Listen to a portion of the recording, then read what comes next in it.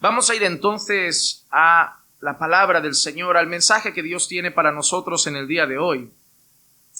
Y me gustaría orar para entregar este tiempo en las manos de Dios.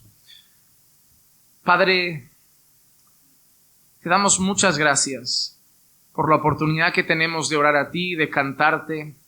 Gracias por la oportunidad que tenemos de saber que podemos levantar nuestra voz a ti, que tú nos escuchas por medio de Cristo, por sus méritos.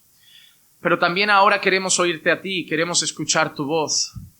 Queremos, Señor, aprender verdades importantes para nuestra vida, recibir tu consejo, recibir tu palabra y atesorarla en nuestro corazón. Por eso te pedimos, Señor, que hoy nos hables a través de tu palabra como haces todas las semanas, que hables a nuestras vidas, que edifiques nuestra alma y que uses tu palabra para seguir santificándonos y seguir formando una iglesia bíblica centrada en el Evangelio. Úsame, Señor, como un canal de bendición para mis hermanos. Úsame, Señor, como un instrumento de edificación en tus manos. Que a través de mi vida, de mis labios, hoy puedas, Señor, hablar a tu pueblo. Te lo pido en el nombre de Jesús. Amén, amén y amén. Hermanos, hoy seguimos con nuestra serie de Gálatas, pero antes de entrar en los versículos que vamos a estar trabajando en el día de hoy, me gustaría empezar con una frase del pastor John MacArthur que dice así: una vez que una congregación ve las Escrituras como menos que la autoridad final, completa e infalible para la fe y la práctica, ha abierto las puertas al caos teológico. Cualquiera puede afirmar que está hablando de la revelación de Dios y casi cualquier cosa puede hacerse pasar como una verdad divinamente revelada.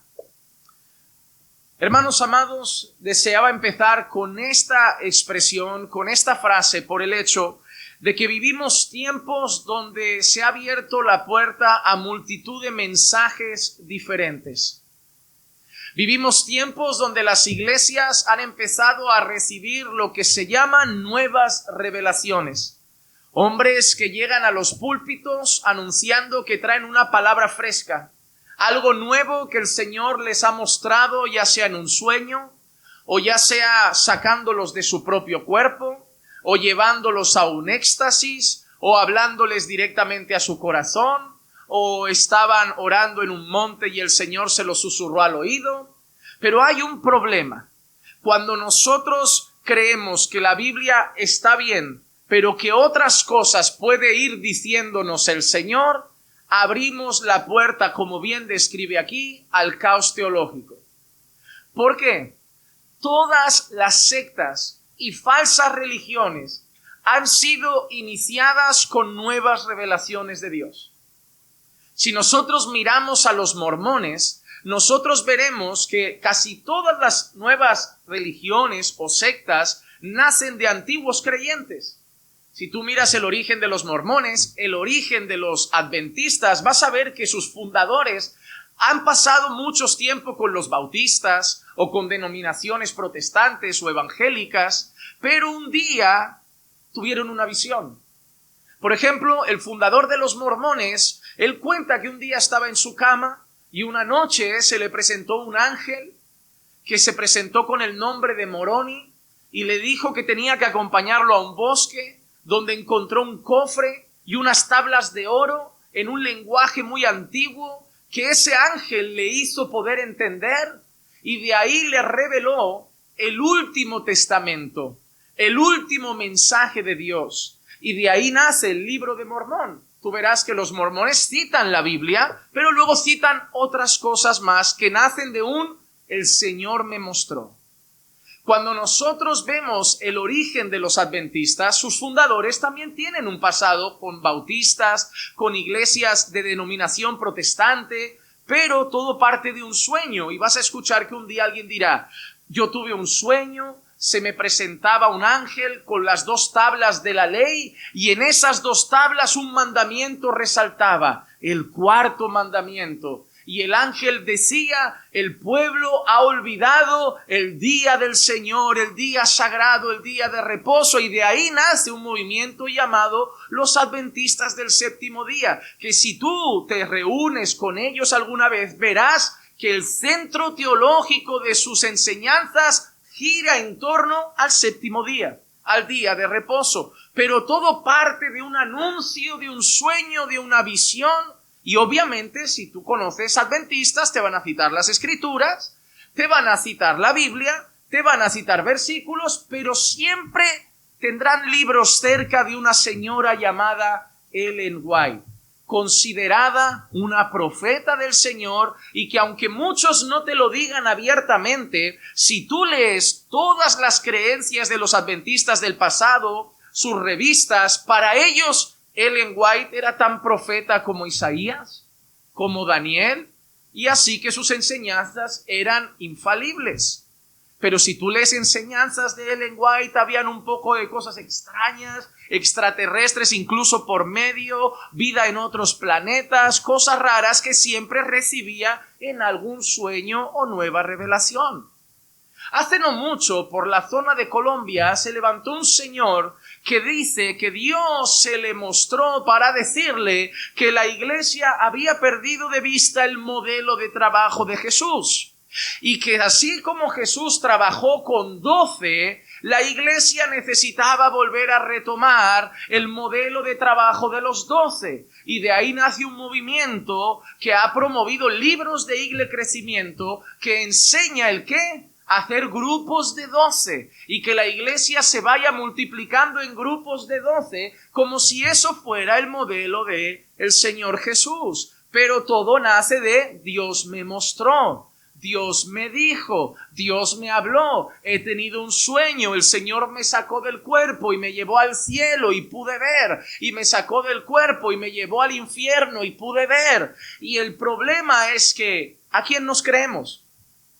Porque si yo como pastor vengo hoy y te digo: hermano, hoy he tenido un sueño y el Señor me ha mostrado que el culto debe ser por la tarde, porque es el momento donde más operan los demonios. En una visión yo veía a las 3 de la tarde y los demonios operando, y por eso estamos débiles, porque no estamos trabajando en el momento de máxima operación de los demonios, y tenemos entonces que reunirnos en la tarde para hacer batalla a Satanás. Y muchos dirían amén, y vendrían a las 3 y le dirían a la gente: el Señor nos ha mostrado que las 3 es una hora de combate, es una hora de lucha, es una hora de batalla, y los soldados tenemos que estar a esa hora. Oh, el Señor me ha mostrado, iglesia, que tenemos que hacer un propósito de oración a las 3 de la mañana. Los grandes avivamientos, los momentos de mayor fuerza espiritual se dan a las 3 de la madrugada. Y por eso, iglesia, tu casa no fluye, tu oración no fluye, porque no estamos aprovechando la hora, la vigilia de máximo poder espiritual. Pero si nos levantamos a las 3 de la mañana, en ese momento donde todo está en silencio, y ahí sí fluye el ambiente espiritual, la oración tendrá más poder, será más escuchada, porque no hay distracciones, y el cielo responderá. Y muchos dirían amén, y mañana se estarían levantando a las 3 de la madrugada. Pero si yo les digo: los mormones, eso es falso porque nace de una visión, pero esta vale. ¿Por qué si es un pastor evangélico la visión vale y si es un mormón no vale? ¿Por qué si es un pastor evangélico la revelación vale, pero si es adventista no vale? En el momento que nosotros decimos la Biblia no es todo, damos entrada a cualquier cosa. Ustedes sabrán que el catolicismo romano tiene 2 vías de trabajo. Tiene la palabra de Dios y tiene las tradiciones.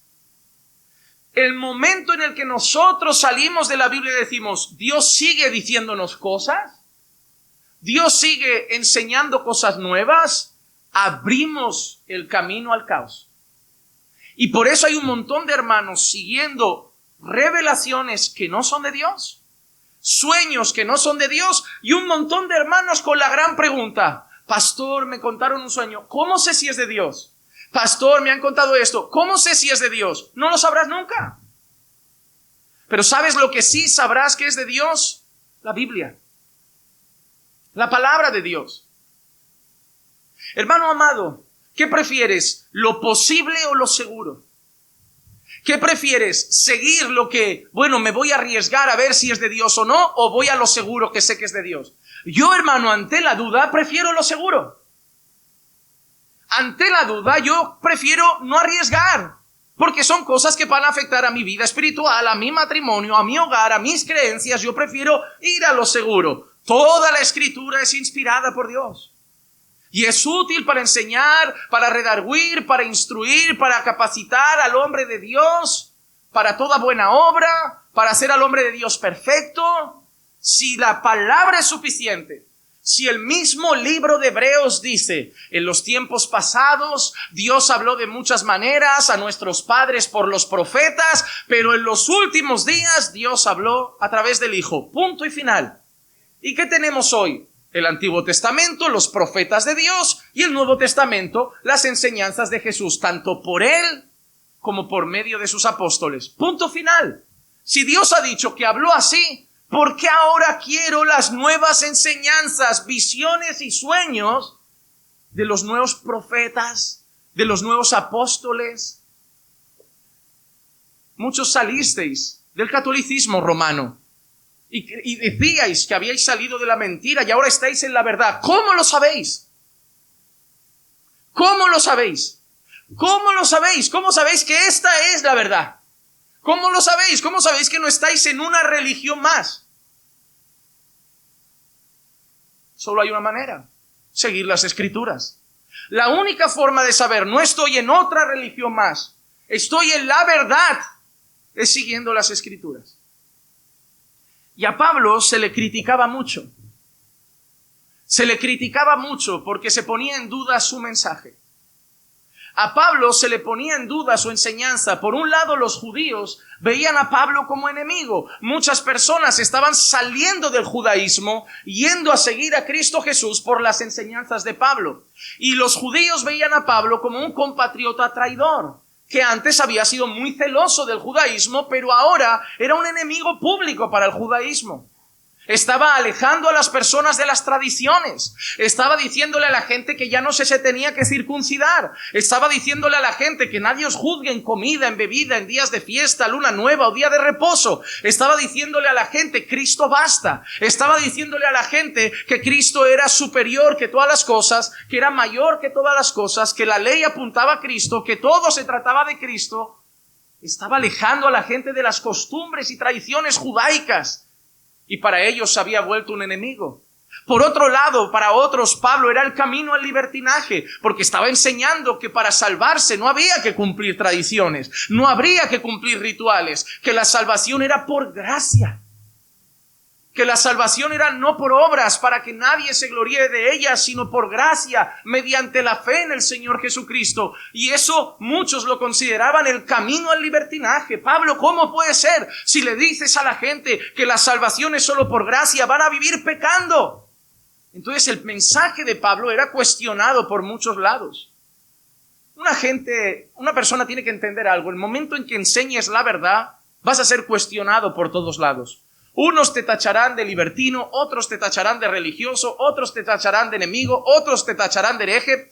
Tacharon a Jesús de mentiroso, tacharon a Pablo de mentiroso, tacharon a Juan Bautista de mentiroso. ¿Por qué vamos a esperar que a nosotros todos nos tachen de buenos pastores? Ah, pastor, hay gente que le tiene manía, que lo odia, que lo considera un hereje. Claro que sí, y es lo natural. Es normal, porque en esta vida hay mucha enseñanza, y si yo enseño algo contrario, por los que están del otro lado, yo soy un hereje. Siempre será así. Siempre será así. Nunca serás un buen pastor para todos. Nunca serás un fiel siervo del Señor para todos. Al final, como Pablo dice, nuestra conciencia tiene que estar tranquila delante del Señor. Pero Pablo tiene que defender su ministerio, porque Pablo está siendo atacado, y lo que Pablo va a hacer a lo largo del siguiente, de todo lo que queda del capítulo 1, incluso el capítulo 2, es defender su historia, defender que lo que trae es verdad, defender que lo que enseña no viene de él, sino que lo que enseña es una revelación del cielo. Pablo empieza diciendo en los versículos que vamos a trabajar hoy, la semana pasada dejamos atrás el versículo 10, ¿recuerdan? Porque si yo quisiera agradar a los hombres, entonces no sería un siervo de Cristo. Ahora Pablo, después de dejar claro que él predica para dar gloria a Dios, que él predica para agradar a Cristo, que no busca agradar y complacer a los hombres, Pablo ahora explica el origen de su mensaje.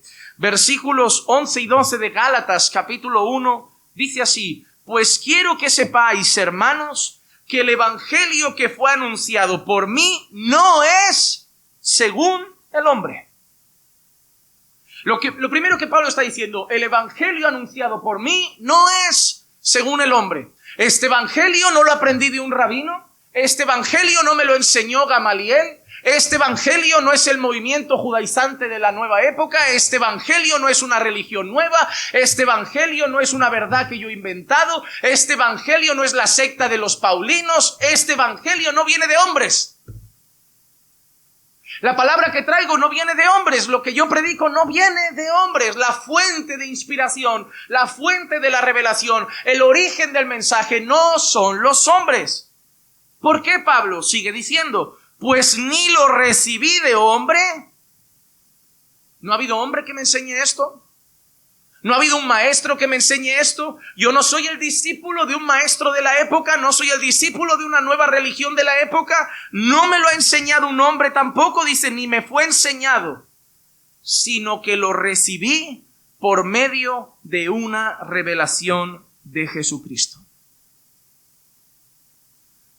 Así que Pablo llega a los Gálatas, a los que va a corregir, a los que va a llamar la atención porque están volviéndose a las tradiciones, están siendo seducidos por un movimiento de la época que hasta hoy sigue vigente, como los judaizantes, y Pablo se pone delante de ellos y dice, escúchame, porque lo que yo traigo no es de los hombres, lo que yo traigo no me lo ha enseñado un rabino, lo que yo traigo no me lo ha enseñado un maestro humano, lo que yo traigo no me lo ha enseñado un pastor, lo que yo traigo no me lo ha enseñado nadie de esta tierra, lo que yo traigo me ha sido revelado por el Señor Jesucristo.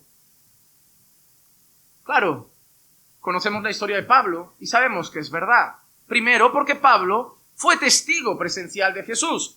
Otros hoy te dicen que se han encontrado con Jesús, pero hay que confiar a ciegas, no hay una evidencia. Otros dicen que ha visto a Jesús en la habitación, que han visto a Jesús al lado de su cama, que han visto a Jesús en un sueño, que han visto... Pero ahí te lo tienes que creer a ciegas, como si yo te digo que ayer vi al Espíritu Santo en una nube.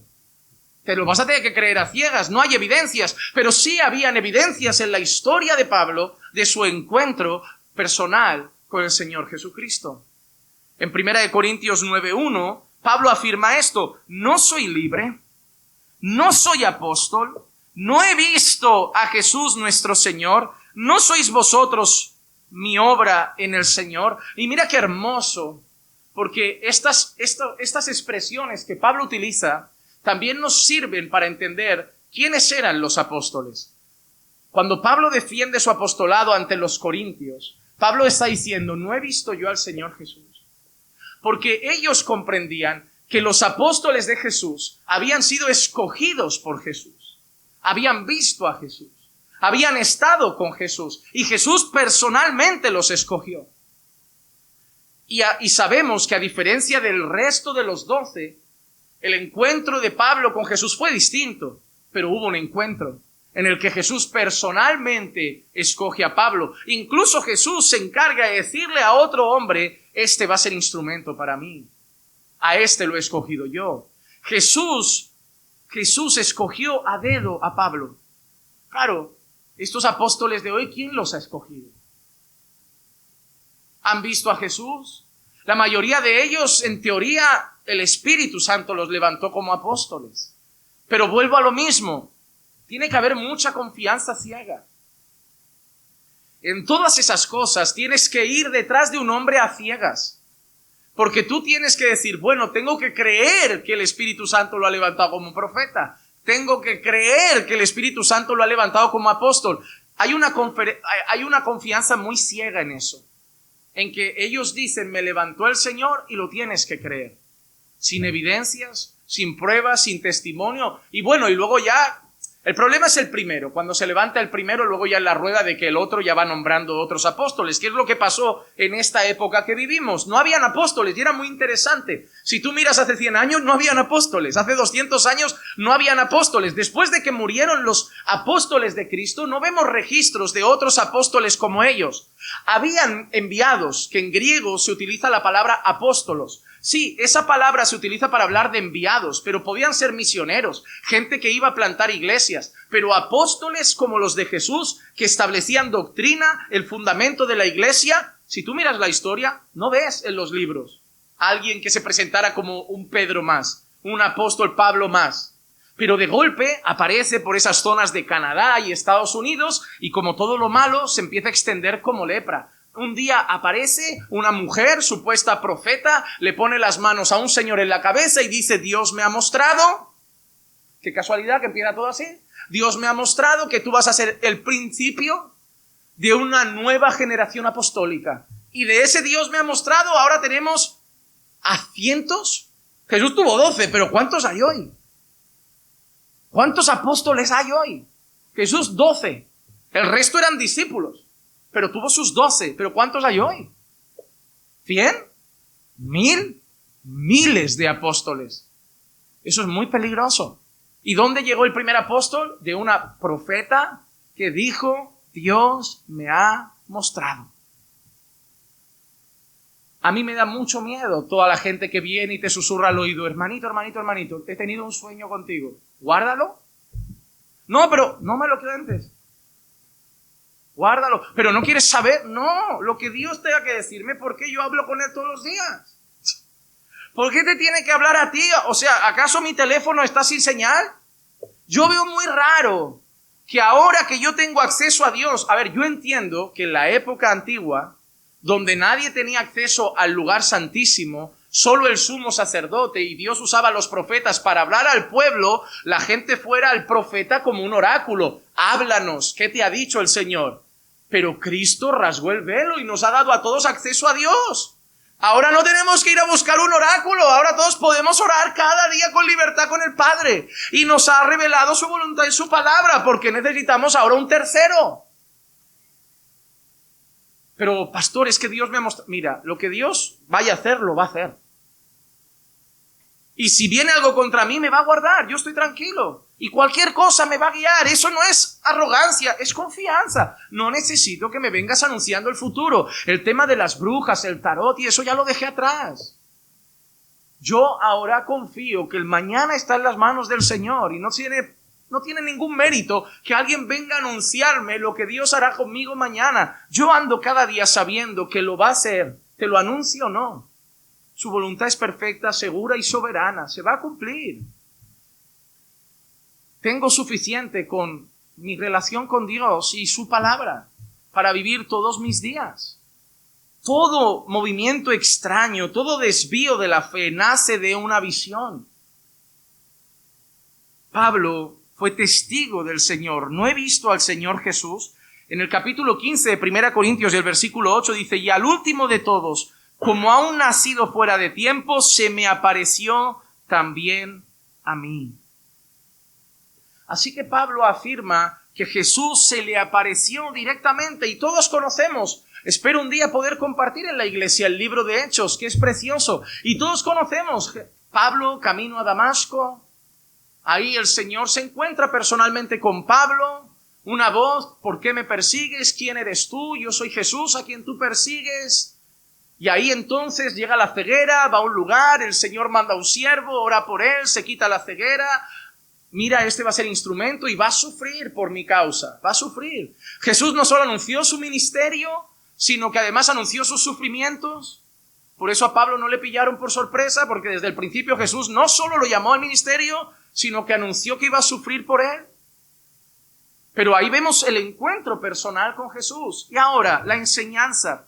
Mira, Pablo expresa esto en 2 Corintios 12, del 2 al 6. Y bueno, espero que todos tengamos a bien creer y percibir que Pablo habla de sí mismo. Conozco a un hombre en Cristo que hace 14 años, no sé si en el cuerpo, no sé si fuera del cuerpo, Dios lo sabe, el tal fue arrebatado hasta el tercer cielo. Y conozco a tal hombre, si en el cuerpo o fuera del cuerpo, no lo sé, Dios lo sabe, que fue arrebatado al paraíso y escuchó palabras inefables que al hombre no se le permite expresar. Me resulta algo interesante. Pablo está hablando de la experiencia más trascendental posiblemente que haya tenido de la vida. Porque yo estoy convencido que Pablo habla de sí mismo. A diferencia de muchos, es raro porque Pablo ha tenido una experiencia gloriosa. Dice, he visto un hombre, conozco a un hombre que ha sido llevado al tercer cielo, que ha sido llevado al paraíso, pero lo que vio y escuchó no lo puede contar. Pero ahora todo el mundo te lo cuenta. Es raro, ¿no? Pablo dice, no lo puedo contar. De lo profundo que era, glorioso o privado, no lo puedo contar, pero ahora todo el mundo te lo cuenta. Dios me llevó y te lo cuenta. Dios me mandó y te lo cuenta. Digo, ni Pablo nos lo cuenta, pero ahora todos lo cuentan. Es raro. Es muy contradictorio. Que Pablo mismo, el apóstol Pablo, escogido por Jesús, cuenta que fue llevado de una manera trascendental al cielo, donde seguramente recibió la revelación que él comparte hoy. Pero él expresa que las cosas que vio, que cosas que escuchó, no las puede decir. Y hoy todo el mundo te lo cuenta. Y otra cosa, ¿no se han parado a pensar en algo curioso? Que en cada viaje al cielo o al infierno son diferentes.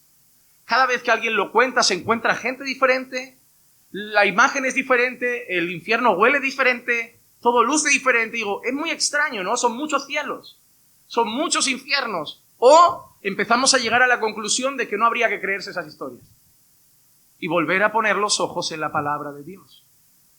Tú verás, y yo te lo diré siempre, tú puedes elegir lo probable o lo seguro. Yo prefiero lo seguro. Pablo dice, de tal hombre sí me gloriaré, pero en cuanto a mí mismo no me gloriaré sino en mis debilidades, porque si quisiera gloriarme no sería insensato, pues diría la verdad, mas me abstengo de hacerlo porque nadie piense de mí más de lo que ve en mí o oye de mí. Me parece estupendo. Pablo dice, yo podría contar todo, sería la verdad. Pero Pablo dice, pero es que si vengo con todo esto, que sería la verdad, la gente podría pensar de mí más de lo que debería. Entonces prefiero guardármelo. El colmo de la humildad, hermanos. Pablo podría llegar con la revelación más profunda que se había dado en la época y dice, no es necesario. Y además la gente va a pensar que yo soy el Entonces, como no quiero que me vean a mí como el sino que vean a Jesús, me lo guardo y simplemente voy a enseñar el evangelio. Pero hoy la gente que sí quiere ser vista como el ungido, el escogido, el que Dios trata con él en el tercer cielo, te lo cuenta. La gran diferencia, los apóstoles de antes querían que Cristo brillara. Los apóstoles de ahora quieren brillar ellos. Los apóstoles de antes, bueno, hemos tenido experiencias que nadie más ha tenido, pero llevamos solo el evangelio. Los apóstoles de ahora no predican el evangelio y solo te cuentan sus experiencias. Y cuando la gente habla de ellos, no dice, mira, ¿qué predicó tu pastor este domingo? ¿Qué predicó tu apóstol este domingo? No dice, mira, predicó este texto, la palabra, Cristo, la cruz. No, nos contó una experiencia que el Señor lo usó un día para tal y sanar y curar. Pero ¿quién es el protagonista en esa historia? Son ellos. ¿Quién era el protagonista en la boca de los apóstoles? Fue el Señor Jesús. Pablo llega con mucha confianza y seguridad diciendo, aquí uno planta, uno riega, pero el que da el fruto es el Señor. Y además Pablo dice, ni el que planta es algo, ni el que riega es algo, sino Dios que da el crecimiento. Todo el tiempo es así.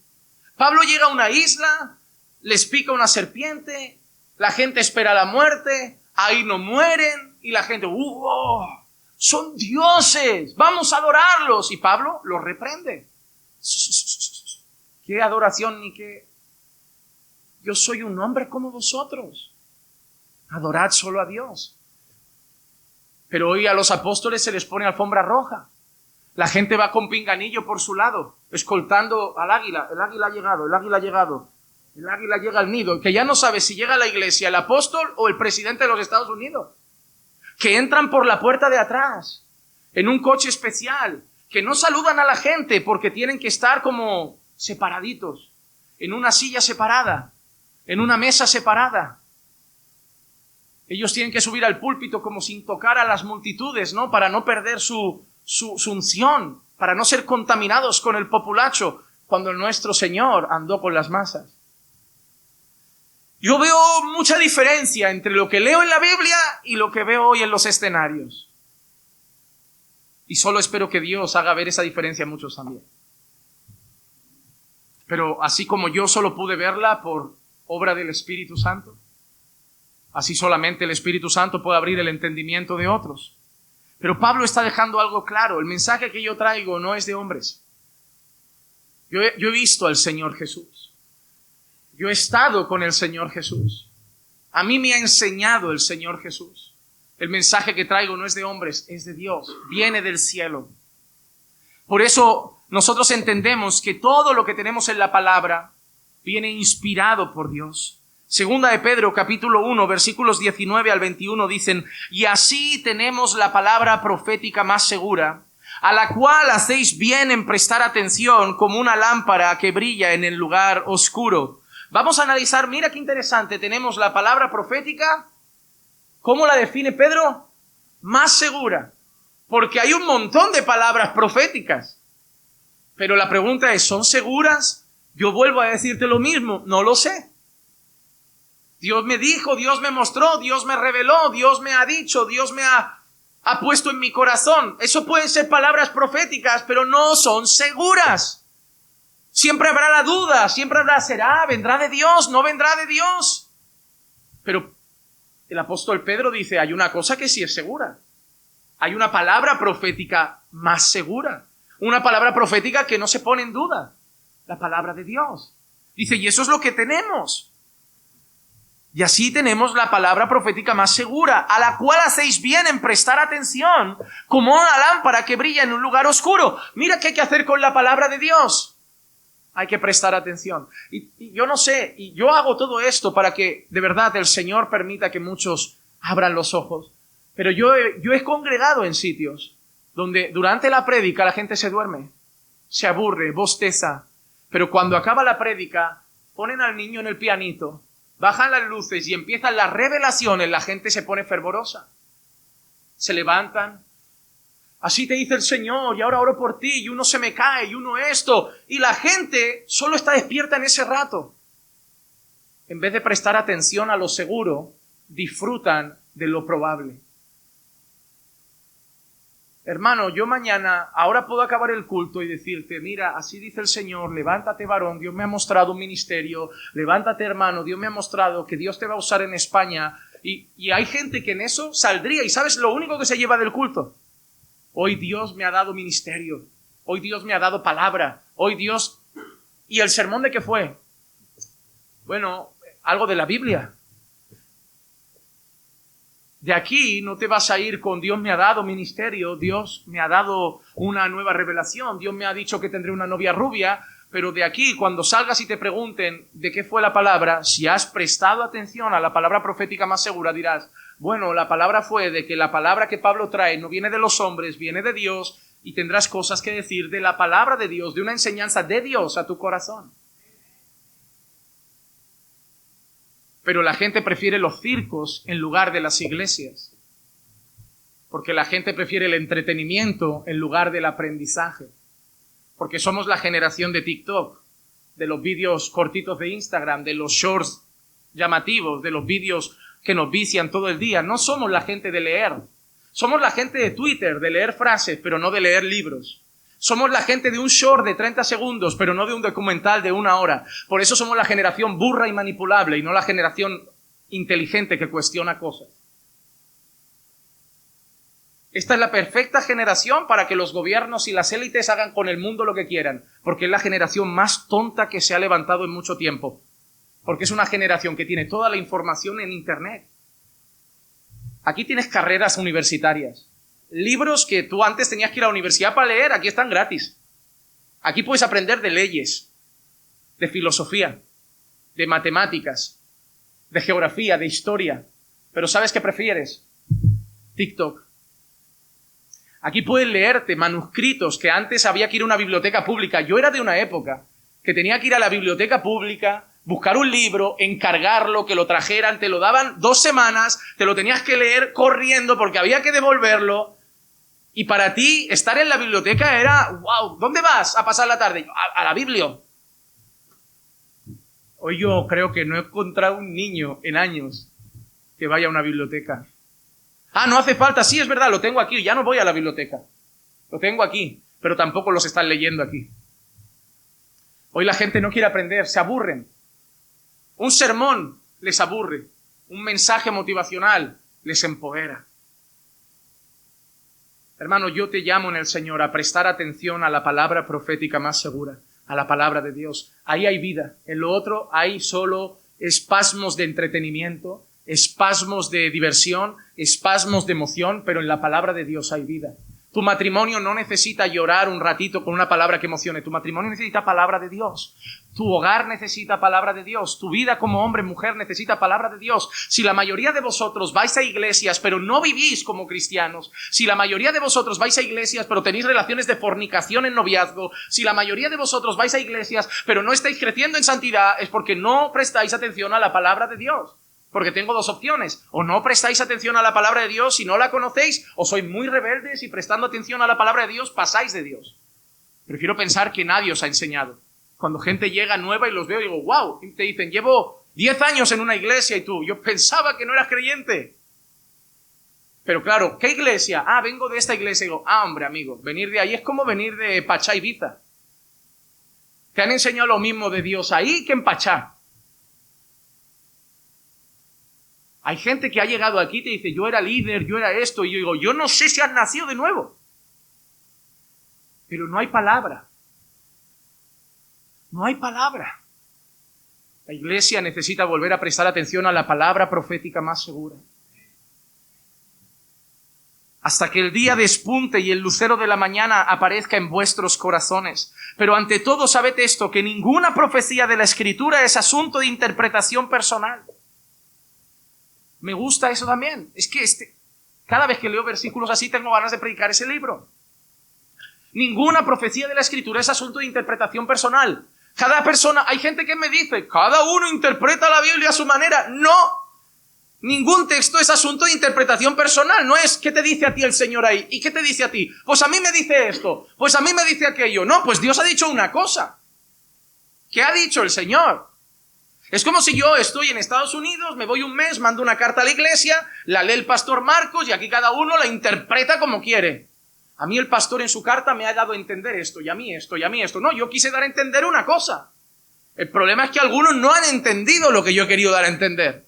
Nuestra responsabilidad con la Biblia no es cada uno interpretarla como quiere, sino interpretar lo que Dios quería decir. La pregunta en la Biblia no es ¿qué entiendes tú? La pregunta en la Biblia es ¿qué quiere decir Dios? Eso es lo importante. No es de asunto de interpretación personal, pues ninguna profecía fue dada jamás como un acto de voluntad humana, sino que hombres, como Pablo a los Gálatas, inspirados por el Espíritu Santo, hablaron de parte de Dios. Así que Pablo empieza diciéndole a los Gálatas, mi mensaje no vino de hombres. Ahora estáis perturbados, porque recuerden, Gálatas era un pueblo que había recibido el Evangelio, pero ahora estaba dando oído a un movimiento judaizante de la época, y algunos estaban volviendo a las tradiciones, volviendo a la circuncisión, y Pablo está diciendo, estáis siguiendo hombres cuando el mensaje que yo os había traído viene de Dios. No es de hombres, no me lo enseñó un hombre, viene del cielo, me lo enseñó el Señor Jesucristo. Traigo la palabra de Jesús, traigo las enseñanzas de Cristo Jesús. Eso es lo que Pablo está diciendo. Y hermanos amados, yo doy gracias porque nosotros hemos tenido la dicha de recibir nuestra propia revelación. Nuestra propia revelación. Y ojo con lo que quiero decir. 1 Corintios capítulo 2 versículos 12 al 14 dice, y nosotros hemos recibido no el espíritu del mundo, sino el espíritu que viene de Dios, para que conozcamos lo que Dios nos ha dado gratuitamente. Hermano, hay algo maravilloso. Solo podemos conocer el Evangelio por el Espíritu de Dios. Pablo dice, de lo cual también hablamos.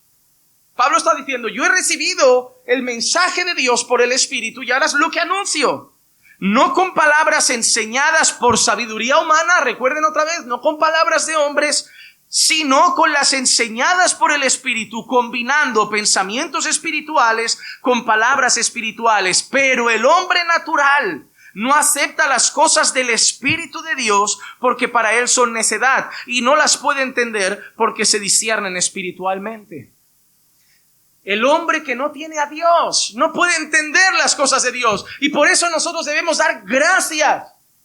Porque si nosotros hemos recibido este mensaje y en vez de muchos que hay ahí fuera diciendo, ese libro tiene muchos años, ha pasado por muchos hombres, yo lo dudo. Si en vez de esa necedad, si en vez de esa autoconfianza, si en vez de ser como lo que Proverbios dice, que profesando ser sabios, que la Escritura dice que profesando ser sabios se hicieron necios, que confían en su propio entendimiento, si en vez de eso hemos creído que las palabras de Pablo son de Dios, que las palabras de Pedro son de Dios, que las palabras de Isaías son de Dios, no es porque somos más listos, es porque nos lo ha alumbrado el Espíritu Santo. Yo no era creyente. Cuando Clisia me empezó a invitar a la iglesia, yo no era creyente. En mi casa, y no miento, vinieron un tiempo mormones, vinieron muchos años un señor testigo de Jehová, que cuando ya murió y vinieron los que seguían sus pasos, ya mi padre ya no quiso seguir, pero un día a la semana, durante años a mi casa venía un testigo de Jehová insistiendo con mi padre a ver si se convertía a lo suyo. Y luego también un día andábamos por Cornellá, un verano, era yo pequeñillo, joven, y unos mormones con su camisa blanca, su chapita de elder, yo qué sé, le contaron a mi padre esto, que si tenía curiosidad. Mi padre dijo que sí, porque era muy curioso de la religión. En mi casa han venido mormones, han venido testigos de Jehová, yo he visto que hay Biblias y libros se abrían. Mi padre nunca fue detrás de ninguna de esas religiones, pero era curioso. Así hay mucha gente en la iglesia como mi padre, que escucha y puede estar años y nunca ser. Como mi padre hay mucha gente en la iglesia que va a pasar años escuchando buena palabra en una iglesia evangélica a lo mejor, pero nunca va a ser. Y eso se va a ver en su vida, en su fruto, en su manera de conducirse, en sus relaciones, en su indumentaria, en su exterior. Todo va a decir, yo voy, pero no soy. Porque por los frutos se conoce el árbol. No porque el árbol está en un lugar entre manzanos, es un manzano. Si estás entre manzanos, pero das limones, eres un limonero. No importa dónde estás plantado, importan las raíces. Importan las raíces. Pero hay una cosa interesante. Yo nunca tuve esa curiosidad. A mi padre le abrían sus libros, el Testigo de Jehová, los mormones, y ahí leía y tal. Y nosotros en el sofá, en la habitación, por respeto a él y a ese tiempo.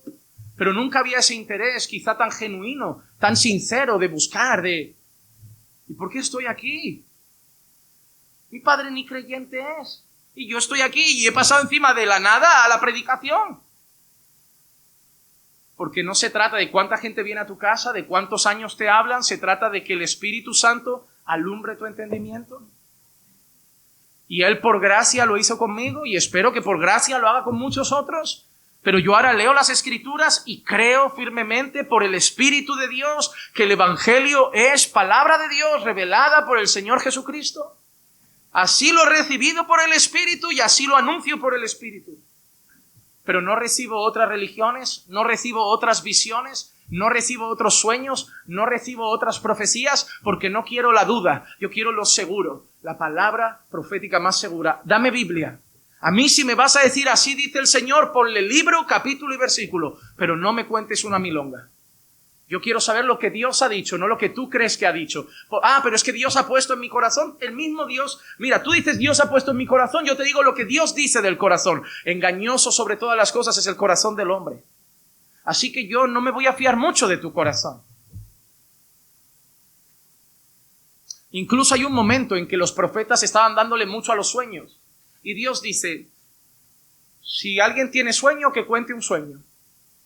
A los profetas les dijo eso. Pero quien tenga mi palabra, que predique mi palabra.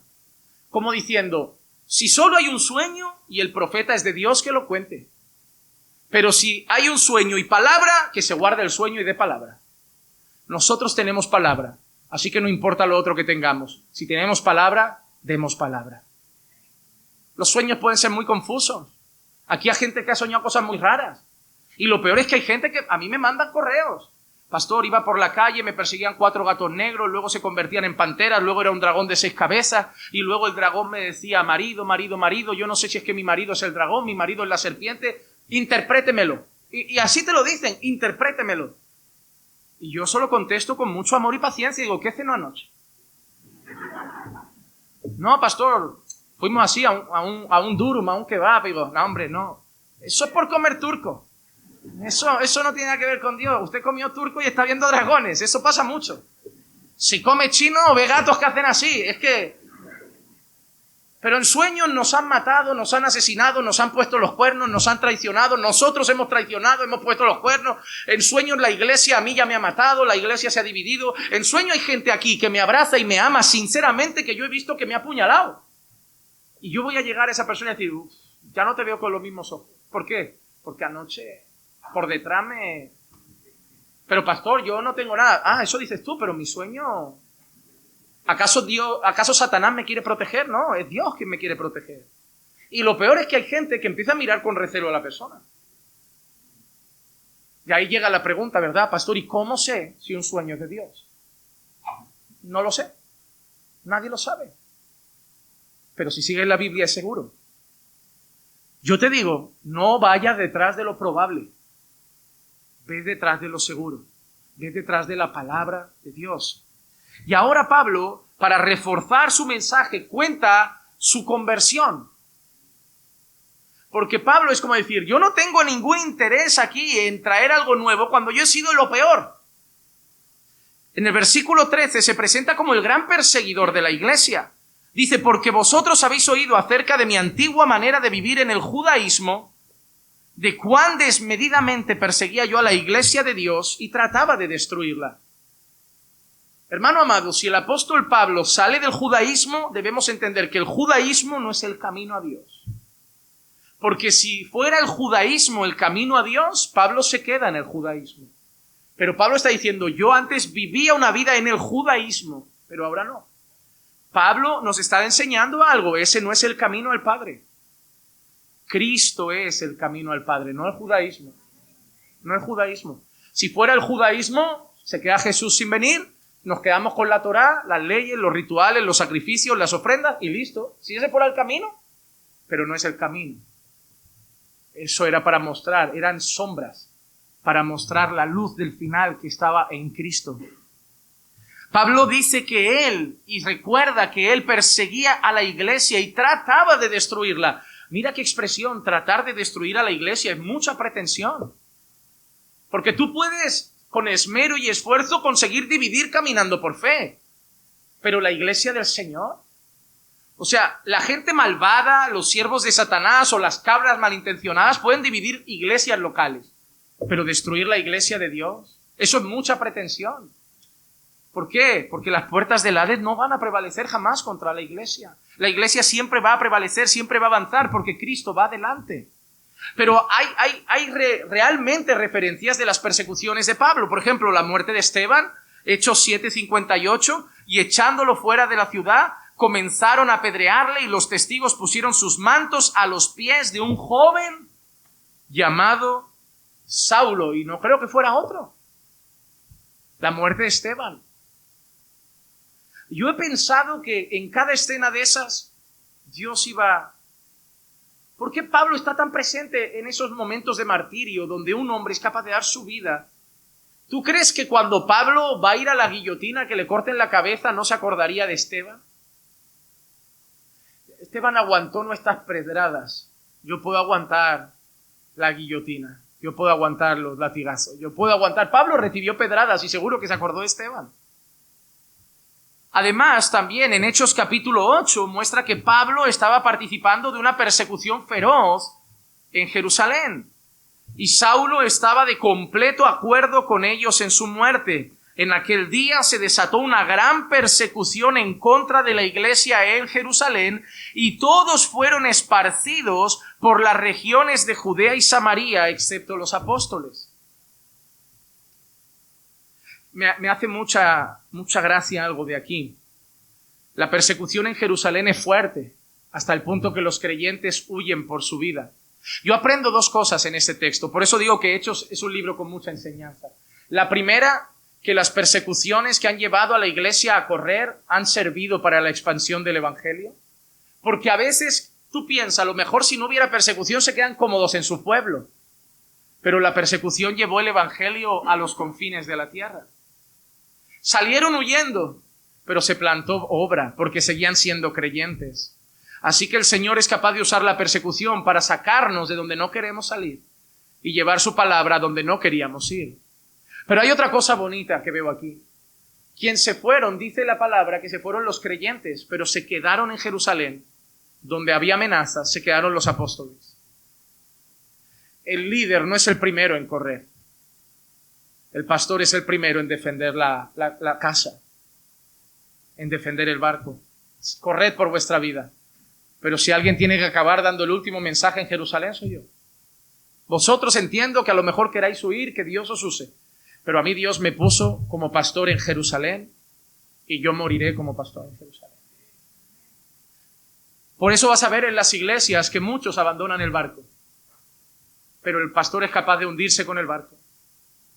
Pero si Dios lo puso en un barco y empieza a entrar agua, pues él se quedará echando cubos para afuera, pero no se va a ir. Si Dios no lo mueve, no se va. Y si Dios dejó ahí a sus apóstoles, ahí se quedaron. Y obviamente Dios hizo luego obra. Luego la Biblia también nos muestra que Pablo, la persecución no era temporal o esporádica, era todo el tiempo.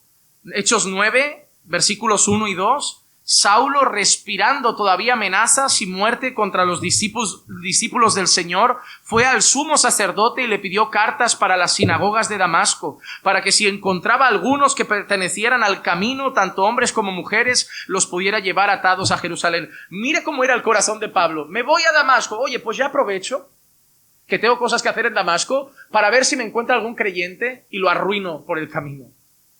Pablo aprovechaba cada viaje de cosas que tenía que hacer para ver si podía restar cristianos. Tanto era el odio.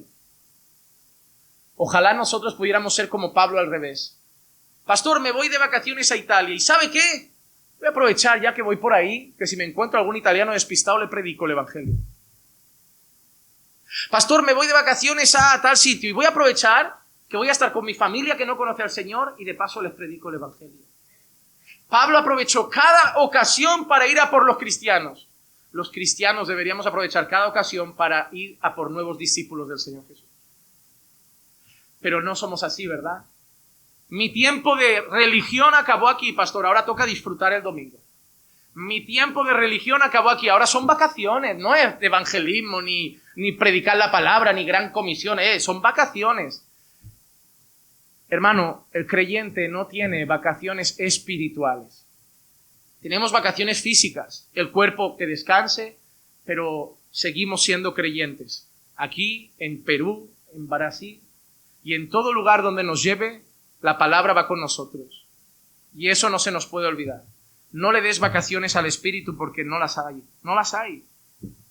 Pero a pesar de que Pablo se presenta como el gran perseguidor, hay una cosa que Pablo también deja clara en una ocasión, que todo eso lo hizo por ignorancia. En 1 Timoteo 1:13, Pablo dice, aún habiendo sido yo antes blasfemo, perseguidor y agresor, sin embargo, se me mostró misericordia porque lo hice por ignorancia en mi incredulidad. Por eso, cuando entre los hermanos se convierte ahora un ex violador, un ex asesino, un ex mujeriego, una ex prostituta, un ex drogadicto, un ex borracho, nosotros no lo señalamos, porque como Pablo sabemos que fue en el tiempo de la ignorancia. ¿Hoy habrías hecho lo que hiciste? ¿Habrías vivido lo que viviste? ¿Habrías tenido esas relaciones sexuales? ¿Te habrías casado con aquella persona? ¿Habrías tratado así a tus padres? ¿Habrías tratado así a tu esposa? ¿Habrías tratado así a tus hijos? ¿Lo habrías hecho hoy? No. Por eso no te ponemos la letra escarlata en el pecho. No vas a ser siempre el mujeriego, no vas a ser siempre el adúltero, no vas a ser siempre el drogadicto, porque entendemos que lo hicimos en el tiempo de nuestra ignorancia. Lo que no entendemos es que diciendo ser creyentes, queramos hacer las mismas cosas. Yo entiendo que hicieras eso en el tiempo de la ignorancia. Nunca voy a entender que lo hagas hoy conociendo al Señor. Ah, pastor, pegué a mi mujer, hice... En el tiempo de la ignorancia es una cosa. Pero me cuesta decir que tienes al Espíritu Santo y haces eso. Pero Pablo tenía que decirle algo claro a la iglesia. Yo no soy el que era. Yo fui el gran perseguidor, yo fui el gran asesino, yo fui el que estuvo en el martirio de Esteban, yo fui el que quería matar creyentes, pero lo hice en el tiempo de la ignorancia. Y todos nosotros tuvimos un tiempo de la ignorancia. Un tiempo de la ignorancia. Pero gracias a Dios que ahora estamos en el tiempo de la luz, en el tiempo del entendimiento, en el tiempo de nuestra redención. Y también quiero decirte algo, no te culpes por el tiempo de la ignorancia, Dios ya lo perdonó. Habrá gente de tu vida que te lo seguirá recordando, pero mira a Cristo, era el tiempo de la ignorancia, Dios ya lo perdonó. No nos podemos seguir culpando por el tiempo de la ignorancia. Si Dios lo ha perdonado, nosotros debemos también recibir, aceptar y creer en su divino y perdón. Pero tenemos familia que no es creyente y para ellos siempre estará presente. Incluso para Satanás es el gran acusador. Pero cada vez que Satanás venga a acusarnos de lo que hicimos en el tiempo de la ignorancia, o alguien del pasado venga a acusarnos de lo que hicimos en el tiempo de la ignorancia, tú le puedes decir tranquilamente, estaba muerto en delitos y pecados, pero ahora estoy vivo en Cristo Jesús. No soy lo que debo ser, pero ya no soy lo que era en el tiempo de la ignorancia. Y finalmente termino con el último versículo, hasta la semana que viene, es el versículo 14, donde Pablo también da otro detalle sobre su vida pasada. Antes ha hablado de su furia, su odio hacia los creyentes, ahora habla de su estándar, de su gran nivel dentro del judaísmo. Él dice, y cómo yo aventajaba en el judaísmo a muchos de mis compatriotas contemporáneos, mostrando mucho más celo por las tradiciones de mis antepasados. Pablo no solo fue el gran perseguidor, sino que Pablo fue el gran judío. Pablo no, porque dentro de los judíos, esto es como los evangélicos, hay hermanos que los vemos y digo, ese hermano está firme, ese hermano está medio carnalcillo. Entre los judíos es lo mismo. Ese es el gran judío. Ese de vez en cuando se come una chuletilla de cerdo que lo hemos pillado. A ese de vez en cuando le hemos visto hacer alguna cosa en sábado a escondidas. Ese está medio mundano también. Eso está en todas las religiones. Y aunque tú, por eso digo, tomamos el tiempo de la ignorancia, pero si lo lees y estudias, los judíos también tienen denominaciones. La gente dirá, entre los judíos hay grupos. Todos los judíos no se llevan bien. Uno cree, no, los judíos van todos juntos. Mentira. Hay judíos que consideran a otros malos judíos. Eso pasa hasta con los musulmanes. Hay musulmanes que se matan entre ellos. Dicen, oye, pero ¿por qué has matado a ese musulmán? Ese es un infiel, ese es un mal musulmán. Ese se ha juntado con los infieles y lo matan y le cortan el cuello. ¿Pero qué hace? Sí, porque yo sigo más rígidamente. Y en los evangélicos igual. Siempre consideramos a alguien más libertino, a alguien más fiel a la palabra. Que Dios nos ayude a ser los que están acertados, porque en esta historia hay muchos que creen estarlo, pero no lo están. Pero Pablo dice que él aventajaba a sus contemporáneos en el judaísmo siendo más celoso de las tradiciones. Y esa es una palabra que a mí me da un poquito de recelo, porque Jesús habla sobre cómo llevaban las tradiciones por encima de la palabra. En Marcos 7, del 8 al 9, dice, dejando el mandamiento de Dios, os aferráis a la tradición de los hombres. También les decía, astutamente violáis el mandamiento de Dios para guardar vuestra tradición. Así que, hermanos, es triste cuando algunos, como los fariseos, a día de hoy siguen aferrados a una tradición en lugar de al evangelio. ¿Y qué querían hacer los gálatas? Volver a la circuncisión, volver a los rituales, volver al sacerdocio judaico, volver a las costumbres del antiguo pacto. Y qué triste que quisieran volver a eso cuando tenían el evangelio. Cuando tenían el evangelio. Pero la pregunta que nos tenemos que hacer es, ¿cómo veía Jesús a esos fariseos? ¿Los veía bien? ¿Los veía con buenos ojos, grandes seguidores de la ley? No. En Mateo 23, 27 y 28 dice, ¡ay de vosotros, escribas y fariseos hipócritas! Porque sois semejantes a sepulcros blanqueados que por fuera lucen hermosos, pero por dentro están llenos de huesos, de muertos y de toda inmundicia. Así también vosotros por fuera parecéis justos a los hombres, pero por dentro estáis llenos de hipocresía y de iniquidad. ¿Por qué? Porque eran cosas como esta. Vamos a matar a Jesús. Ay, no, que es Pascua. Átalo bien para matarlo mañana. Mira cómo era, ¿no? Oh, qué ganas de matar a Jesús. Pero es que es sábado.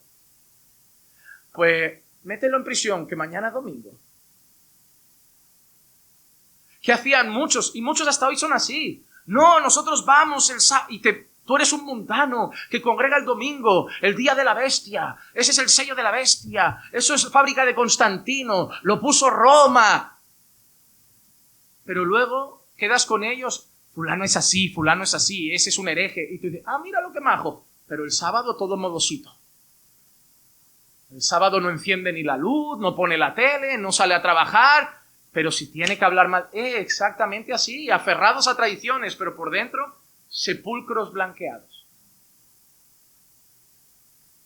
¿No decía el Señor Jesús, diezmáis la menta y el eneldo, pero no practicáis la justicia y la misericordia? ¿De qué sirve? ¿De qué sirve llegar aquí con tu ofrenda? Mira cómo Jesús le da importancia a la pureza de nuestra fe, a la sinceridad de nuestra fe. Si vas a dejar tu ofrenda, si a Jesús le interesaba el dinero, no daría esta enseñanza. Si vas a ofrendar, pero te acuerdas que tienes un problema en el corazón con un hermano, no ofrendes. No quiero tu ofrenda. No sirve para Dios. No, lo importante es poner buen dinero en el sobre. No sirve para Dios. Si el corazón está lleno de rabia por alguien, si el corazón odia a alguien. No quiero solo cosas externas si no nacen de una fe sincera en el corazón. No quiero solo apariencia, quiero verdad. No quiero solo reglas, quiero sinceridad de corazón. Yo no quiero que vengas aquí, cantes alabanzas y luego te pongas la música que te gusta. Yo quiero que lo que más te guste escuchar sea alabanzas, aquí y allí. No quiero que aquí hables como un cristiano, amén, gloria a Dios, aleluya, suavecito, paz del Señor, y allí andes de grito, pelea y malas palabras. Yo quiero tu misma boca aquí y allí.